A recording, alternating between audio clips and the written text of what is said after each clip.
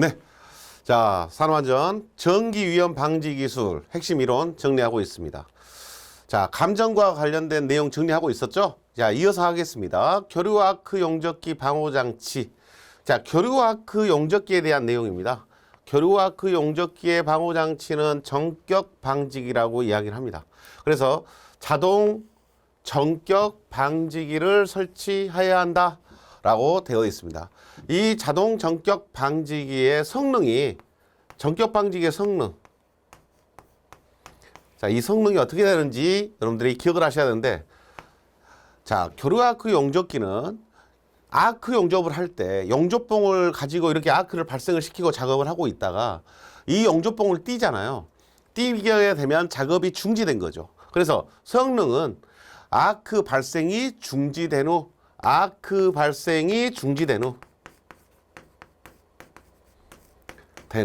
몇 초 이내? 1초 이내에 용접봉 홀더로 공급되는 전압을 몇 볼트 이하로 25볼트 이하로 낮춰주는 역할을 합니다. 낮추는 역할을 합니다. 25볼트. 우리나라 안전전압 몇 볼트라고 했죠? 30볼트라고 했습니다. 그래서 25볼트에서 30볼트 그 범위 사이다. 이렇게 기억하시면 되겠어요. 그래서 이렇게 전압을 낮추는 이유는 두 가지의 장점이 있죠. 첫 번째는 감전 방지가 되겠죠. 작업자가 혹시라도 노출된 부분에 충전부에 닿아도 25볼트밖에 안 되니까 큰 영향이 없죠. 감전 방지 효과가 있다는 건 당연한 거죠. 이게 주 목적이죠. 주 목적이고, 또 하나의 특징은 전력 손실. 전력 손실을 낮출 수 있다는 게 되죠. 전압을 낮춰버렸으니까 정상적인 전압 공급을 안 하고 전압을 낮췄기 때문에 전력 손실을 방지할 수 있다는 이런 특징을 가지고 있다. 이런 기능을 가지고 있다. 이렇게 볼 수 있어요. 이런 전격 방지기를 교류아크 용접기에 설치를 하게 됩니다. 자, 그 다음에 밑에 써진 것은 뭐냐면 선박의 이중 선체 내부나 밸러스트 탱크, 평형수 탱크를 말합니다.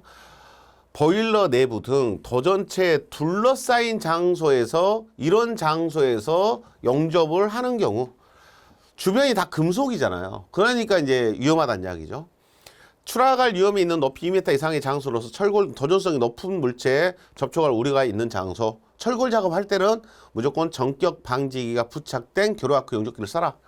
물, 땀으로 인해서 수분 상태에서 작업을 하는 경우, 물이 많은데 이런 말 들어보니까 누전 차단기 설치 기준하고 비슷한 내용들이 포함이 돼 있죠. 예.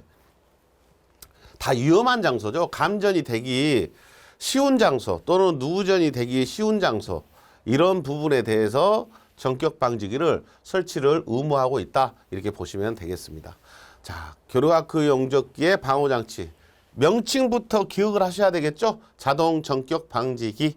이렇게 기억을 하시고 그것에 따른 효과가, 성능이 어떻게 되냐? 제가 미리 이렇게 써봤습니다. 1초에 25볼트 기억을 해 주셔야 될 수치죠.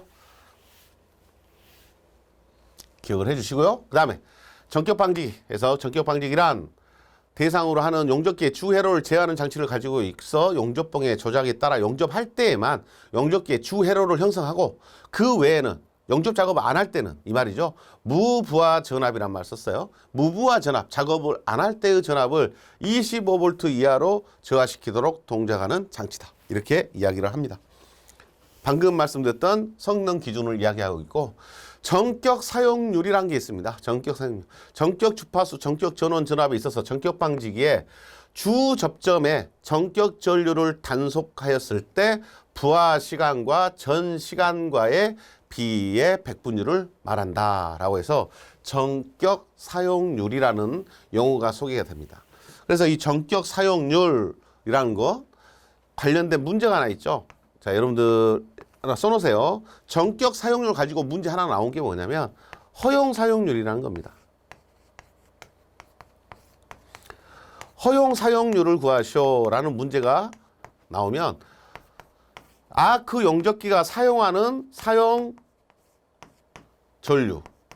전류의 제곱분에 전격 공급되는 전류, 전격 공급 전류,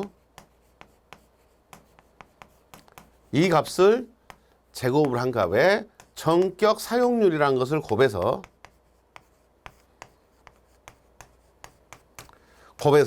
허용 사용률이라는 값을 구할 수 있습니다. 요 식이 이 전격 사용률과 관련돼서 소개되는 대표적인 문제입니다. 계산 문제로 한 번씩 소개가 됩니다. 그래서 여러분들도 체크해 놓으시고 뭐 구하라는 문제, 허용 사용률에 대한 질문이 나왔을 때 이 식을 활용할 수 있도록 메모를 해 주시기를 부탁드립니다. 자, 전격 사용률과 관련된 계산 문제가 소개될 수 있다는 것 보시고요. 무부하 전압이라는 것은 전격 방지기가 동작하고 있는 경우에 출력 측에 발생하는 무부하 전압을 말한다. 25V를 말하고 있죠. 25V 이하의 전압을 이야기하고 있는 거고요. 시동 시간, 용접봉을 피용접물에 작업을 안 하고 있다가 작업을 이제 하려고 용접봉에다가 아크를 발생을 시키고 있습니다. 접촉을 시켰어요. 그때 전격 방지기의 주접점이 폐로 될 때까지의 시간을 말한다 그랬어요. 그러니까 전격 방지기의 주접점이 폐로 된단 말은 전원 공급이 정상적으로 될 때까지의 시간입니다. 그러니까 용접봉을 딱 대면 이제 25V로 용접봉을 대기 전까지 몇 볼트로 됐겠어요? 25V의 전압으로 유지가 됐겠죠. 그 25V의 무부하 전압을 유지하고 안전하게 하고 있다가 작업을 다시 해야 되니까 전격 전압이 들어와야 되잖아요. 그래서 전격 방지의 주접점이 폐로 될 때까지 시간이다. 그래서 폐로라는 말이 무슨 의미라고 했어요? 폐로라는 말은 전기가 공급된다는 이야기죠. 공급되는 게 폐로입니다. 개로가 개방되는 게 개방 또는 개로가 전기를 끊는 거고요. 폐로는 접점이 연결되는 공급되는 전압을 말합니다. 그래서 용접봉을 시작할 때의 전격 전압이 공급될 때까지의 시간이에요. 그걸 시동 시간. 시동이라는 말이 용접을 시작할 때 시간이다 이 말이에요. 용접봉이 25V였는데 용접봉을 딱 대니까 25V가 220으로 딱 올라가야 되는데 그 올라갈 때까지 시간은 무슨 시간? 시동 시간 이렇게 부릅니다. 반대가 뭐겠어요? 지동 시간이겠죠. 용접봉 홀더에 용접기 출력 측에 무부하 전압이 발생한 후 주접점이 개방될 때까지의 시간을 말한다. 이제 주접점이 개방이라는 말을 썼죠. 그래서 지동 시간은 용접봉을 띄었을 때 25V 무부하 전압이 발생한 후에 주접점이 개방될 때까지의 시간이다. 이렇게 이야기를 합니다. 그래서 시동과 지동 시간의 개념이 반대 개념이죠. 하나는 시작할 때, 여기는 용접봉을 작업을 멈췄을 때, 여기가 지동 시간의 개념입니다. 감도라는 게 있어요. 시동 감도해서 전격 전원 전압이 있어서 전격 방지기를 시동시킬 수 있는 출력 회로의 시동 감도로서 명판에 표시된 것이다. 전격 방지 제어 방식에서 전자 접촉기에 의한 접점 방식과 주회로용 반도체 소자에 의한 무접점 방식 두 가지가 있다. 참고로 읽어보세요. 지금 이런 것은. 자, 13번. 지금 아크 용접에서는 기본적으로 시동 시간, 지동 시간까지는 내용을 여러분들이 전격 사용률 여기까지는 우리 문제에서 다루고 있는 내용이에요. 그래서 시동 시간, 지동 시간까지는 여러분들이 좀 습득을 해 놓으셔야 됩니다. 그 말의 취지가. 개념이라도 알고 있어야 돼요. 시동 시간은 용접봉을 붙였을 때 전격 전압이 공급될 때까지 시간이고, 지동 시간은 용접봉을 딱 띄었을 때 무부하 전압이 발생이 됐을 때 주접점이 개방될 때까지 시간이고, 이렇게 정리를 해 놓으시고요. 과전류에 의한 전선 전류 밀도의 구분입니다. 전선 전류 밀도죠. 전류 밀도의 구분 해서 인하, 착화, 발화, 용단 단계 이렇게 4단계로 구분을 하고 전류 밀도값을 에우라고 하는 이야기입니다. 전류 밀도값은 이어졌네요. 40, 43, 60, 120을 가지고 4구간으로 구간을 나누시고 40에서 43, 43에서 60, 60에서 120, 120 이상 이렇게 나누시고 단계를 기억하셔야 되는데 이 말이 좀 헷갈릴 수 있어요. 인하, 착화, 발화, 용단. 자, 왜 인하 단계가 제일 먼저냐면, 자, 인하라는 말은 우리 화학에서 다시 나오겠지만 인하점이라는 게 있죠. 또 발화점이라는 게 있잖아요. 발화점.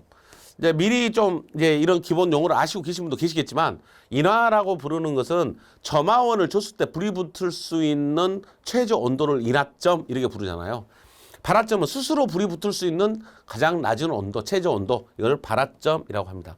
근데 여기에 지금 뭐가 들어왔냐면 착화라는 말이 들어왔어요. 그럼 우리가 일반적으로 연소나 화재를 이야기할 때는 착화점과 발화점이 같은 말이에요. 이게 같은 말인데 여기서는 지금 다른 용어로 쓰고 있는 거죠. 약간 다르지 않냐. 이렇게 해서 착화, 발화를 구분해서 쓰고 있는 건데, 인하하고 착화, 발화가 같으니까 이거하고는 당연히 다르죠. 요건 뭐가 있어야 되고요. 점화원이 있어야 되고, 여기는 점화원이 없어도 되는 점화원이 없어도 되는 온도이기 때문에 다르지만 점화원을 줬을 때 불이 붙는 인화가 가장 쉬운 단계다 이 말이죠. 가장 기초적인 단계다.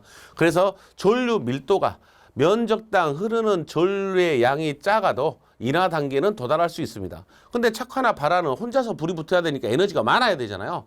그래서 43에서 60, 60에서 120 단계로 나누는데 척화가 40에서 43에서 60이에요.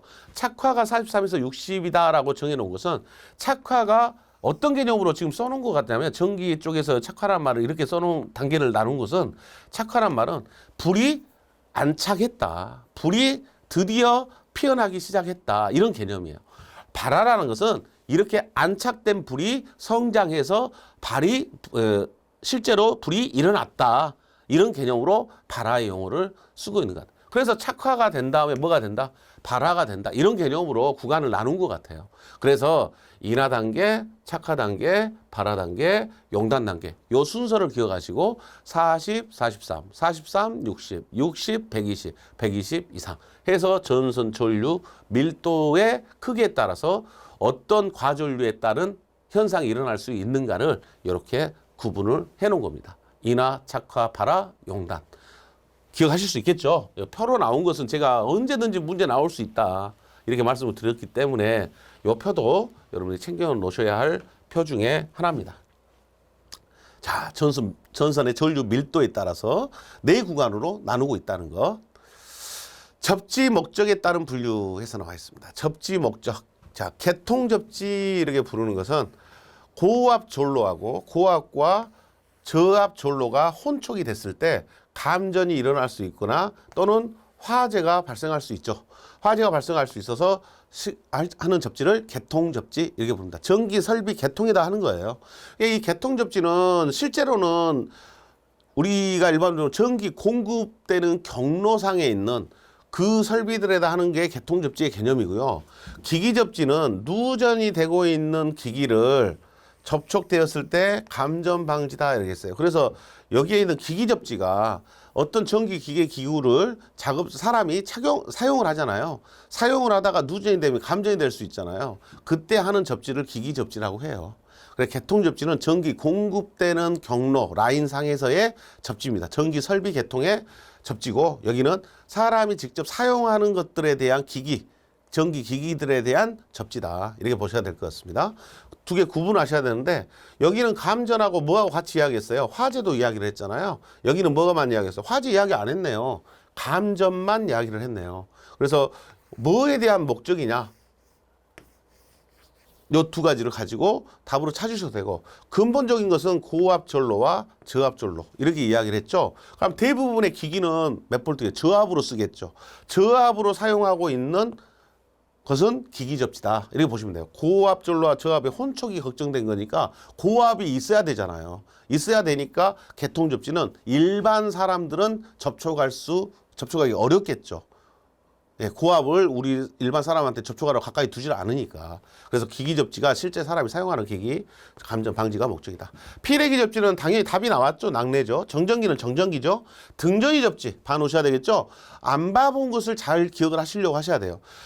등전이 접지는 병원에 있어서의 의료기기. 자, 병원의 의료기기들이 무슨 접지한다? 등전이 접지라는 것을 해서 전이를 똑같게 유지하기 위한 접지를 합니다. 그래서 피레기하고 정전기는 접지 이름에가 이렇게 이름이 있어버리기 때문에 여러분들이 뭐 크게 고민 안 하고 그냥 쉽게 알 수 있는 거고 결국 시험은 개통 접지냐 기기 접지냐 등전이 접지냐 이 세 가지를 구분하는가를 물어보는 거예요. 그래서 병원 의료기기 나오면 등전이 접지 바로 여러분들이 선택을 할 수 있도록 하셔야 되고 감전과 화재를 이야기하고 있으면 개통이고 감전만 이야기하고 있는 접지를 물어보고 있으면 기기 접지고 또 고압이 언급되면 개통 접지고 이렇게 구분을 하실 수 있으면 좋겠습니다. 자, 종류 물어보는 거 이것도 출제가 한 번씩 나오는 그런 내용들입니다. 네, 15번은 접지에 분류해서 나와 있는데 이 기준은 우리 앞에 페이지에 나왔던 접지 목적에 따른 분류를 5가지로 나누잖아요. 그런데 이것은 일반적인 접지 목적에 따른 분류고 내용을 보고 여러분들이 답을 선택할 수 있으면 되는 것을 우리가 확인한 거고요. 지금 15번의 접지의 분류라고 하는 것은 이제 접지 공사가 없어졌잖아요. 접지 공사 기준이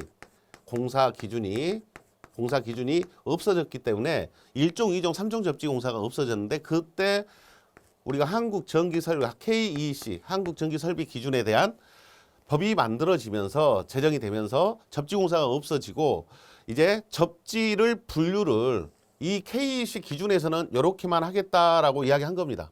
자, KEC 기준에 따른 접지의 분류는 세 가지로 어떻게 나누어지냐라고 물어보면 개통 접지, 보호 접지, 필의 시스템 접지 이렇게 세 가지의 분류만 이야기를 하게 됩니다. 이게 한국전기설비 기준에 의한 분류입니다. 접지의 분류를 이렇게 세 가지로 한다는 거. 그래서 이제 2021년 1월 1일부터 이렇게 적용이 되기 때문에 우리는 어떻게 보면 앞에 있던 14번의 접지 목적에 따른 분류는 참고로 보셔야 되고요. 이 내용을 참고로 주셔야 되고 여기에 있는 접지의 분류를 이제 우리 기준이기 때문에 정확하게 알고 가셔야 될 내용이다. 이렇게 말씀을 드릴 수 있겠습니다.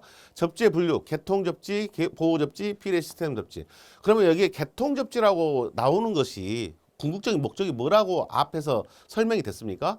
고압과 저압 전로 혼촉 시 감전이나 화재 방지다 이렇게 설명이 되는 거죠.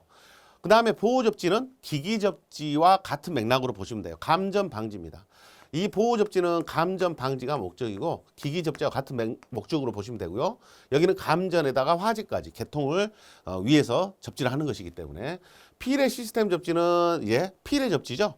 필의 접지하고 같은 맥락으로 낙뢰로부터의 방지죠. 그래서 이 세 가지 분류로 나누어진다라고 기억을 해 주셔야 되고 KEC 기준으로 21년 1월 1일부터 시행되는 내용이기 때문에 여러분들이 이제 접지공사 편은 잊어버리시고 이 내용으로 공부를 하셔야 됩니다. 자, 이렇게 접지를 하는데 접지는 분류가 이렇게 되는데 이 접지를 할 때의 방법, 접지 방법은 어떻게 나눠지냐 봤더니 단독으로 접지하는 거, 뭐 어떤 기기 하나를 접지를 단독으로 하는 거 이런 단독 접지가 있고 기기마다 하는 거죠. 공통 접지는 묶어서 하는 거죠. 같은 섹터별로 묶어서 접지하는 게 공통 접지. 통합 접지는 하나로 하는 거죠. 전체를 모아서 하나의 접지 체계를 갖추는 게 통합 접지다. 이렇게 세 가지로 구분이 됩니다. 자, 여기도 종류 정도는 알고 있어야 돼요. 접지하는 방법은 각각의 기기별로 개통별로 하는 게 있고 그게 단독 접지고 하나의 분류 섹션별로 모아서 하는 게 공통 접지가 될 것이고 통합 접지라고 해서 전체를 구분 안 하고 모든 접지 계통을 모아버리는 거죠. 이게 통합 접지다. 이렇게 구분을 한다는 것이죠. KEC 기준에 의해서. 자, 구성 요소는 접지 극이 있어야 되고 접지 도체, 보호 도체, 기타 설비 이렇게 나눠집니다. 자, 구성 요소. 접지 극이 이제 가장 지면과 맞닿는 부분에 접지 극이 있고 접지 도체에서 접지 극으로 가는 도선이 있겠죠. 그게 접지 도체고 이 보호 도체라고 부르는 것은 기기로부터 접지 도체로 연결되는 부분까지가 보호 도체라고 부릅니다. 자, 이렇게 구성 요소 네 가지로 구분된다는 것도 봐놓으셔야 될 부분입니다. 자, 그러면서 이 KEC 기준에 의해서 또 다 같이 바뀌는 게 뭐가 있습니까? 색상 변경입니다. 3상 4선식 배선에 있어서의 색상 변경 해서 우리가 L1, 라인 1, 라인 2, 라인 3, 그다음에 N 해서 중성선을 나타냅니다. 우리가 과거에 RST상 이렇게 불렀던 거죠. RST상이라고 불렀던 3상을 라인 1, 2, 3로 그냥 간단 명료하게 해버린 거죠. 라인 1, 2, 3.